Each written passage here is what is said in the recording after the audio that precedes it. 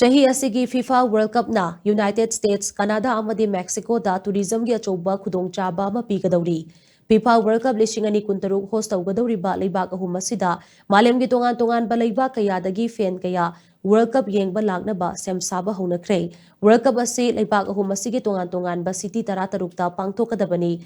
Cup asida team nifu nipana apunba match chamagamari sanagani. World Cup asida New York na mi khwaidagi yamna tilaba yai haina panari. Reason asina World Cup match nipan host tawgani. Masigi manungda lakliba July thada pangthokadawriba FIFA World Cup lising ani kuntaruki final match su yauribani. Tournament asina maram oiraga New York da $1 billion ahum dasmik ahum romgi tourism revenue laklaba yai haina New York New Jersey host committee na pari. Committee asina hai tournament asida malem gi tongan ba mafamdagi $1 million rom laklaba yana leire. Masina maram moiraga New York amasong New Jersey da lising kuntaruk rom thabak piba ngamlagani hairi.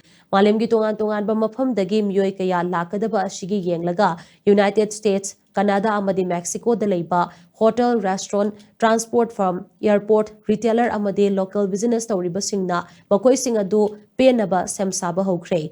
Nakalamaramda World Cup asida malem ki maming leiraba artist kaya gi entertainment lineup leibana tourism sector da ahenba khudongchaba kaya fangkadauri.